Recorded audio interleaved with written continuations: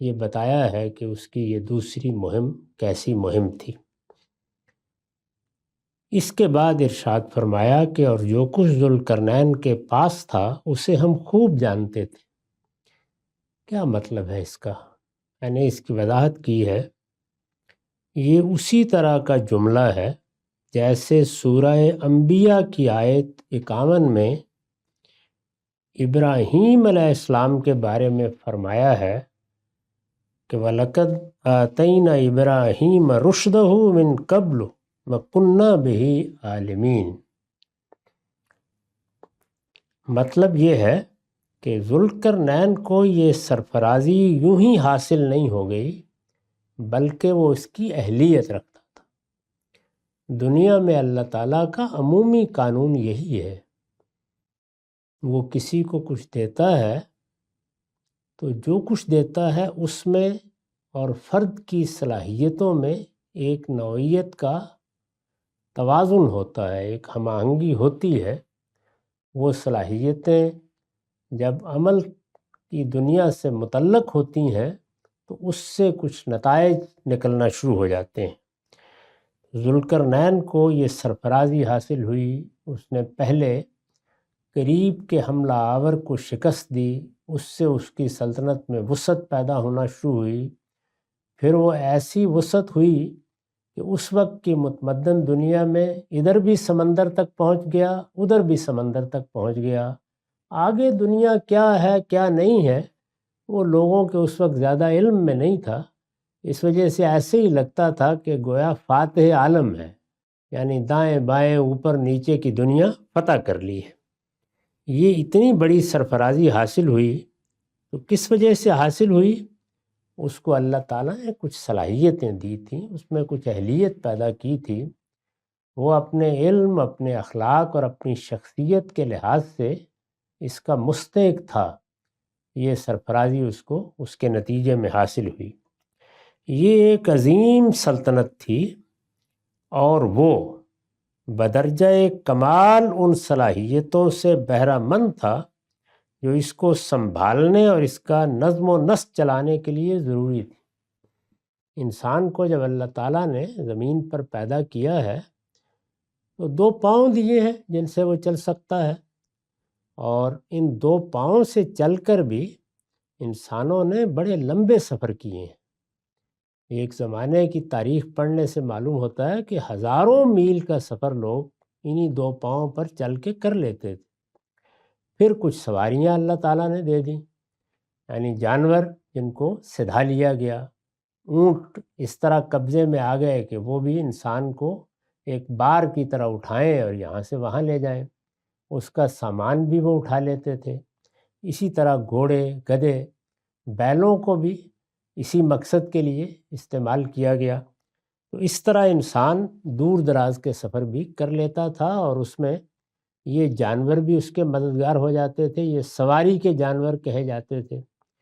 تاہم یہ جتنے کچھ بھی ذرائع تھے ان کے لحاظ ہی سے سلطنتیں بھی قابو میں رکھی جا سکتی تھیں، یعنی آپ کو کتنی دیر میں کہاں کی اطلاع پہنچے گی، کتنے علاقے سے آپ متعلق ہو سکتے ہیں، یہ سواریاں یا انسان پیدل چلتے ہوئے کس طرح ایک جگہ کا ربط دوسری جگہ سے قائم کر سکتا ہے۔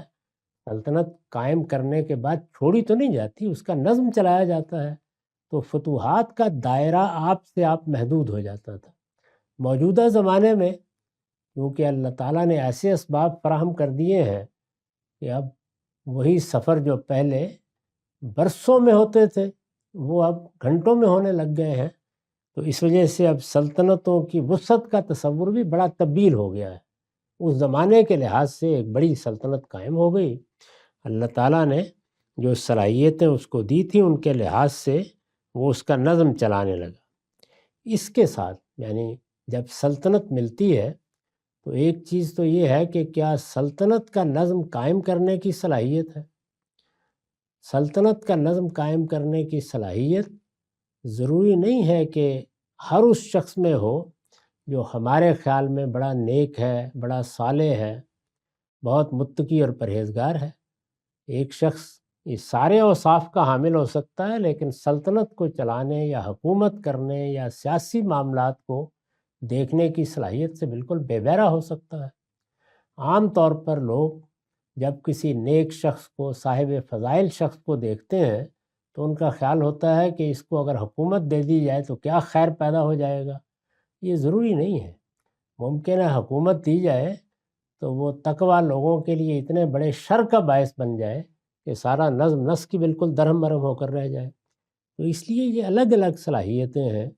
بعض لوگوں کے اندر علمی تنقیح کی صلاحیت بڑی غیر معمولی ہوتی ہے۔ صحابہ کرام کی جماعت جو خیر امت ہے، جس کو خود اللہ تعالیٰ نے خیر امت کہا ہے، اس میں بھی ہم دیکھتے ہیں کہ علماء صحابہ بالعموم سیاسی معاملات سے غیر متعلق رہے ہیں۔ سیدنا عبداللہ بن مسعود کو دیکھ لیجئے، سیدنا عبداللہ بن عمر کو دیکھ لیں، اسی طرح سے عبداللہ بن عباس رضی اللہ عنہ، ان کو کچھ اگر ذمہ داری دی بھی گئی تو خود سیدنا علی نے جو تنقید ان پر کی ہے، اور وہ ان کے خطوط میں ہم دیکھ سکتے ہیں، اس سے اندازہ ہو جاتا ہے کہ علمی صلاحیت بالکل الگ چیز ہے، اور نظم ریاست کو چلانے یا نظم حکومت کو چلانے کی صلاحیت بالکل الگ چیز ہے۔ اس کے لیے اور طرح کی شخصیتیں چاہیے ہوتی ہیں، جیسے ہماری تاریخ میں، ابتدائی تاریخ میں معاویہ رضی اللہ عنہ اس کی بے پناہ صلاحیت رکھنے والے لوگوں میں سے ہیں۔ حکومت کیا ہوتی ہے، سیاست کیا ہوتی ہے، نظم کیسے چلایا جاتا ہے، مملکت کو کس طرح سے قابو میں رکھا جاتا ہے، جہاں تہاں معاملات کو دیکھنے کے لیے کیا زاویہ نظر ہوتا ہے، اختلافات سے کیسے نمٹتے ہیں۔ چنانچہ 20 سال کی حکومت ہے اور معلوم ہوتا ہے کہ امن و امان بالکل آخری درجے میں قائم ہو گیا ہے اور خوشحالی بھی ہے۔ تو یہ صلاحیت سے ہوتا ہے کسی انسان کی۔ اس کے بارے میں بھی قرآن مجید یہ کہہ رہا ہے کہ ذوالقرنین کو ہم نے ان صلاحیتوں سے بہرہ مند کیا تھا جو سلطنتوں کا نظم سنبھالنے اور اس کو چلانے کے لیے ضروری۔ اس کے ساتھ یعنی ایک تو ہے نا کہ سلطنت کا نظم چلانے کی صلاحیت، حکومت کرنے کی صلاحیت، اس کے ساتھ وہ ان اخلاقی اوصاف سے بھی پوری طرح متصف تھا جو خدا ترس بادشاہوں میں ہونے چاہیے۔ یعنی پہلی ضرورت کیا ہے؟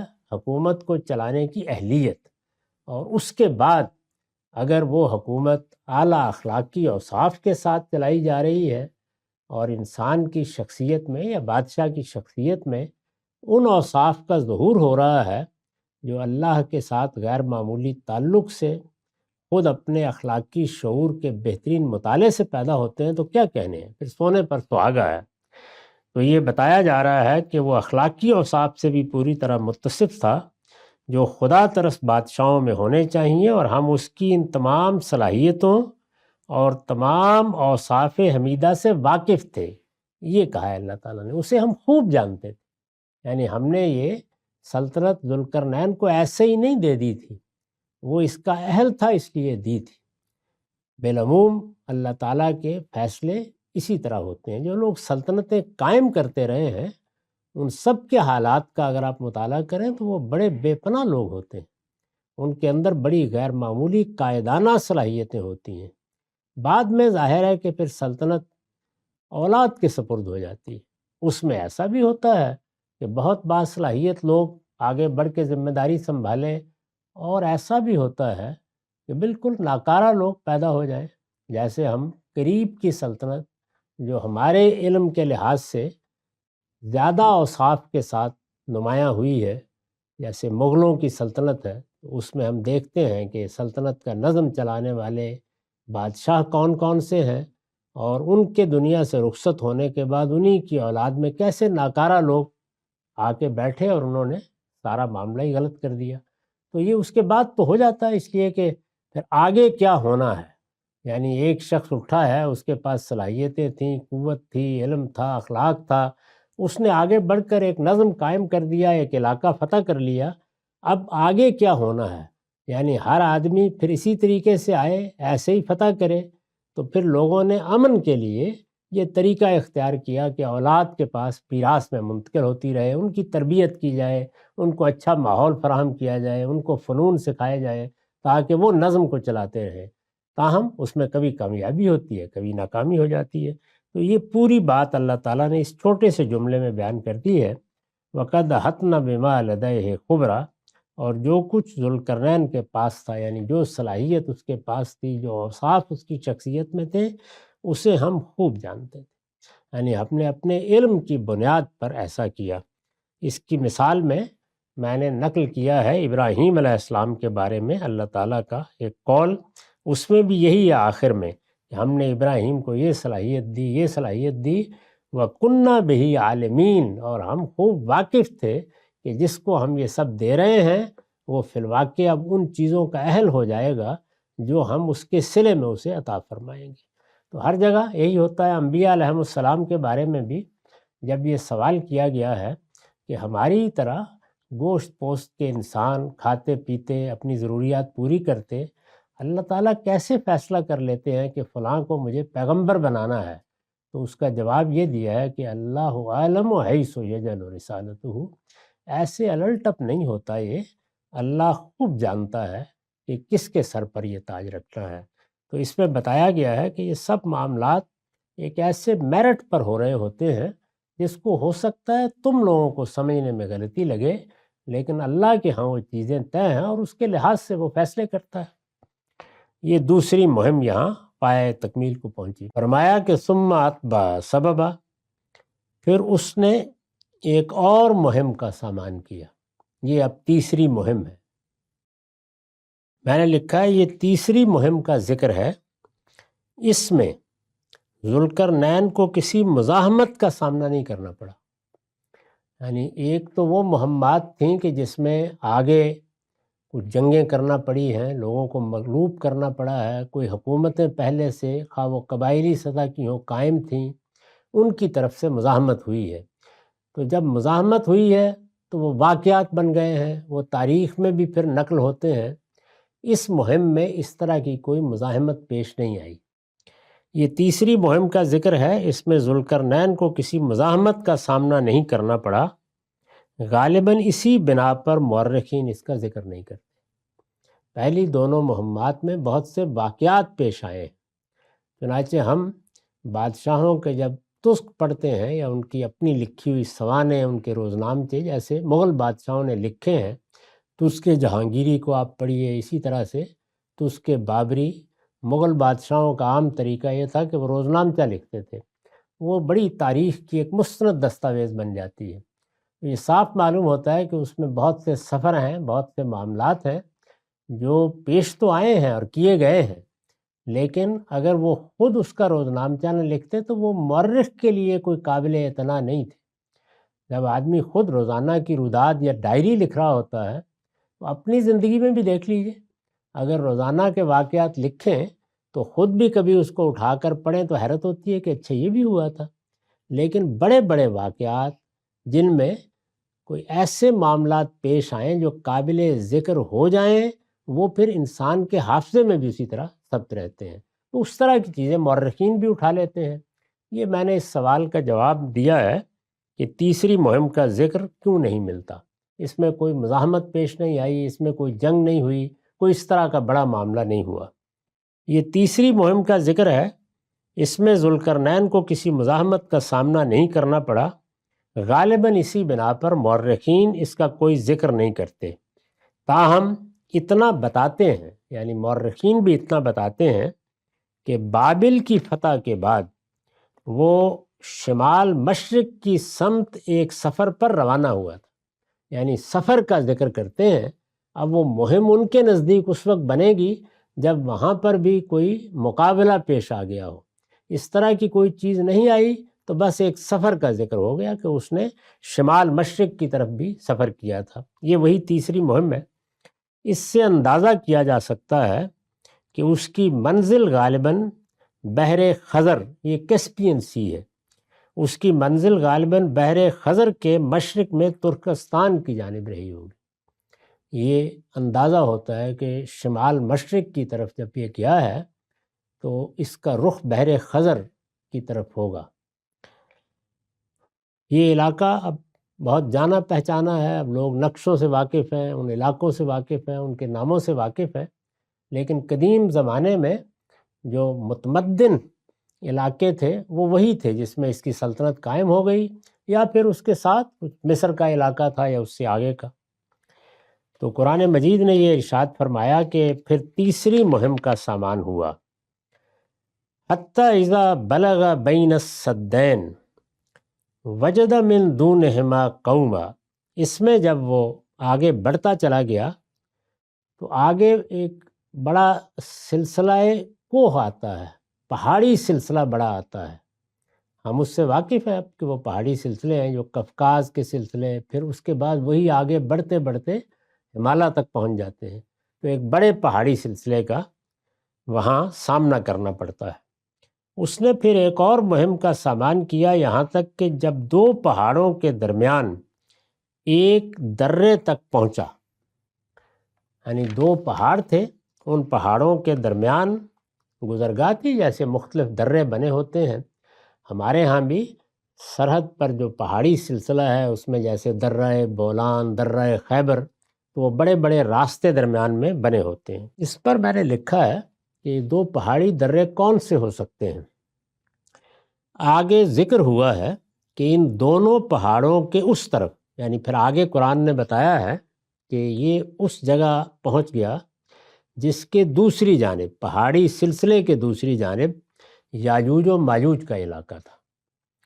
آگے ذکر ہوا ہے کہ ان دونوں پہاڑوں کے اس طرف یاجوج و ماجوج کا علاقہ تھا، اس لیے لا محالہ ان سے مراد وہ پہاڑی سلسلے ہی ہو سکتے ہیں جو بحر خزر اور بحر اسود کے درمیان واقع ہیں، یعنی کیسپین سی اور بلیک سی، ان کے درمیان جو علاقے ہیں یہی اصل میں قدیم وطن ہے یاجوج و ماجوج کا۔ تو یہ صاف معلوم ہوتا ہے کہ اس علاقے تک یہ پہنچ گیا، اور جب اس علاقے تک پہنچ گیا تو آگے کیا ہوا؟ جب دو پہاڑوں کے درمیان ایک درے تک پہنچا تو ان کے اس طرف، یعنی یہ پہاڑ ہیں، ان میں درے ہیں، اس کے پار یاجوج ماجوج کا علاقہ ہے جیسے کہ آگے معلوم ہوگا، اور اس طرف تو ان کے اس طرف اس کو ایسے لوگ ملے، یعنی ایران کی طرف، نیچے کی طرف ایسے لوگ ملے جو کوئی بات سمجھ نہیں پاتے تھے، یعنی بالکل ہی بدو، بالکل جنگلی، تمدن سے کوئی سرے سے واسطہ ہی نہیں ہے۔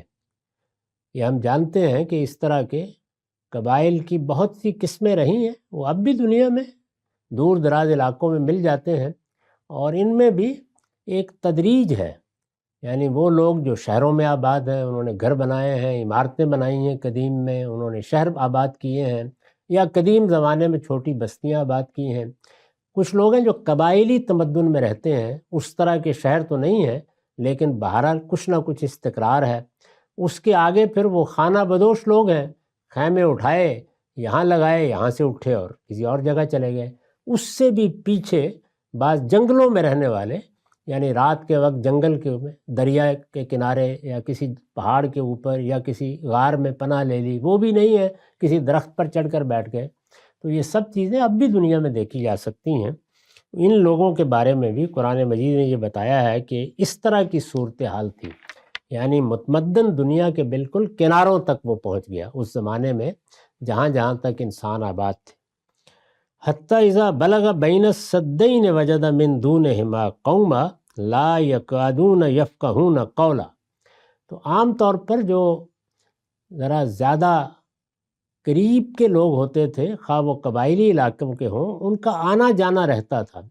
جیسے ہم عربوں کے بارے میں دیکھتے ہیں کہ اگرچہ وہ قبائلی علاقے کے رہنے والے تھے اور اس علاقے میں کبھی اس طرح کا تمدن فروغ نہیں پا سکا جس طرح کا مثال کے طور پر ایران میں تھا یا روم میں تھا، لیکن یہ لوگ جاتے تھے اور ان میں ان کی زبان سمجھنے، ان سے کچھ بات کر لینے کی صلاحیت بھی پیدا ہو جاتی تھی۔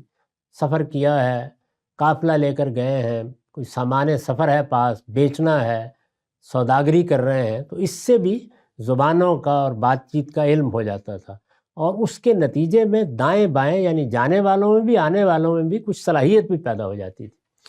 لیکن یہاں کچھ نہیں تھا، یعنی بالکل جنگلی، کوئی بات سمجھانا بھی بہت مشکل، لا یکادون یفقہون قولا۔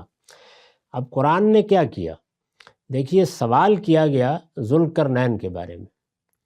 میں نے عرض کیا تھا کہ قرآن مجید کبھی سوال کا جواب نہیں دیتا اگر وہ اس نے جو انذار کرنا ہے یا جو اپنا مدعا بیان کرنا ہے یا جو حقائق اس نے پہنچانے ہیں ان سے اس کا کوئی تعلق نہ پیدا ہو جائے۔ تاریخ کی کتاب تو نہیں ہے، نہ وہ اس طرح کی چیزوں کو زیر بحث لاتا ہے۔ تو یہاں ذوالقرنین کا واقعہ سنانے کے لیے اللہ تعالیٰ کیوں آمادہ ہو گئے، یا یہ بات پوچھ لیا اہل کتاب نے؟ ان کے لیے ایک بڑا سوال تھا، اس لیے کہ ان کے ہاں تو جو پہلی مرتبہ عذاب کا تازیانہ برسا ہے اس سے نجات ہی اس کی وجہ سے ہوئی تھی، وہ محکومی اور غلامی سے نکلے اس کی وجہ سے تھے۔ سورہ بنی اسرائیل میں جو ان کی تاریخ کے 2 بڑے حادثوں کا ذکر ہوا ہے جو انہیں پیش آئیں گے، ان میں پہلے حادثے سے اگر نکالا تو اس نے نکالا، تو بائبل میں تو آپ پڑھیے تو معلوم ہوتا ہے کہ ایک نجات دہندے کی صورتحال ہے۔ انہوں نے پوچھ لیا سوال، جاننا چاہتے تھے۔ قرآن نے کیوں سنایا؟ اس لیے کہ قرآن مجید قیامت سے متعلق جو انذار کرتا ہے، بتاتا ہے نا کہ ایک دن ایسا آنے والا ہے جس میں یہ کائنات ختم ہو جائے گی، اس کی جگہ اسی کے سامان تعمیر سے ایک نئی کائنات وجود میں آئے گی، ہم اسی زمین و آسمان کو اٹھائیں گے اور ایک نئی دنیا میں تبدیل کر دیں گے۔ تو اس سے پہلے کچھ آثار نمودار ہوں گے۔ یہ آثار ہیں جن کی ایک تصویر ہمارے سامنے اس مکالمے میں آتی ہے جو جبریل نے رسول اللہ کے ساتھ کیا ہے۔ تو وہاں بھی دیکھیے کہ یہ پوچھا اس نے کہ ایمان کیا ہے، پھر یہ پوچھا اسلام کیا ہے، پھر یہ پوچھا کہ احسان کیا ہے، تو رسول اللہ نے اس کا جواب دیا ہے۔ صاف معلوم ہوتا ہے، جیسے کہ بعد میں خود نبی صلی اللہ علیہ وسلم نے فرمایا بھی کہ یہ جبریل آئے تھے یعلمکم دینکم، یہ تمہارے دین کی تعلیم چاہتے تھے کہ تمہیں دی جائے، یعنی ایسے سوالات کیے جائیں جو تم نے نہیں کیے کبھی، وہ سوال اللہ تعالیٰ کی طرف سے یہ کریں، میں اس کا جواب دوں اور اس طرح تمہیں علم حاصل ہو۔ تو اس کے آخر میں جبریل نے یہ پوچھا تھا کہ قیامت کب آئے گی؟ تو اس کے جواب میں رسول اللہ نے فرمایا کہ اس معاملے میں میرے اور تمہارے علم میں کوئی فرق نہیں، نہ مجھے ہے نہ تمہیں ہے، البتہ میں کچھ اس کے آثار جانتا ہوں، یعنی قیامت سے پہلے جو چیزیں ہوں گی اور جو اس کی علامت بن جائیں گی وہ میں جانتا ہوں۔ اس سے معلوم ہوا کہ آثار قیامت بجائے خود تنبیہ کا ایک ذریعہ ہے، یعنی تاکہ وہ جب نمودار ہوں تو وہ لوگ جو مادیت اور مادی استدلال ہی میں غلطان ہوتے ہیں وہ کچھ سوچنے کے لیے آمادہ ہوں اور قیامت کی تیاری کریں، ان کے لیے وہ ایک حقیقت بنے۔ ان آثار میں سب سے بڑی چیز یاجوج ماجوج کا خروج ہے، یعنی اگر آپ دیکھیں تو قرآن نے ایک ہی چیز بیان کی ہے، نبی صلی اللہ علیہ وسلم نے تو 10 نشانیاں بیان کی ہیں، ان کے علاوہ 9 اور بھی بیان کی ہیں، لیکن قرآن مجید نے اسی کو اہمیت دی اور اس میں کوئی شبہ بھی نہیں ہے کہ یہ ایک بڑی غیر معمولی علامت ہے۔ دوسری جو چیز ہے وہ سیدنا مسیح کے بعد جو دینونت برپا ہوئی ہے، جزا و سزا برپا ہوئی ہے، اس کو بھی قرآن مجید نے اس طرح پیش کیا ہے کہ یہ گویا قیامت کی ایک علامت ہے۔ یعنی جب یہ بیان کر دیا اللہ تعالیٰ نے کہ ہم نے مسیح کے معاملے میں یہ کہہ دیا تھا کہ تیری قوم کے یہ لوگ جو اس وقت بڑا غلبہ رکھتے ہیں تمہارے اوپر اور تمہارے ماننے والوں پر اور تمہیں مارنے پہ آمادہ ہیں، ان کے ساتھ قیامت تک ہم نے ایک معاملہ طے کر دیا ہے، وہ نشانی بنا رہے گا قیامت کی، اور وہ یہ ہے کہ تمہاری دعوت پھیلے گی، تمہاری ایک عظیم قوم وجود میں آئے گی، وہ ریت کے ذروں کی طرح پھیل جائے گی، اور پھر اس کا غلبہ تمہارے ان نہ ماننے والے بنی اسرائیل پر ہم قیامت تک کے لیے قائم کر دیں گے۔ وَجَاعِلُ الَّذِينَ اتَّبَعُوكَ فَوْقَ الَّذِينَ كَفَرُوا إِلَىٰ يَوْمِ الْقِيَامَةِ، یعنی جب کوئی سوچ بھی نہیں سکتا تھا تب یہ پیشین گوئی ان الفاظ میں کر دی گئی، اس کو اب ہم بچشم سر دیکھ سکتے ہیں۔ وہ دنیا میں پچھلے 2000 سال سے ایسے ہی، یعنی جب سے مسیحیوں کا غلبہ قائم ہوا ہے یہود کے ساتھ یہی معاملہ چلا آ رہا ہے۔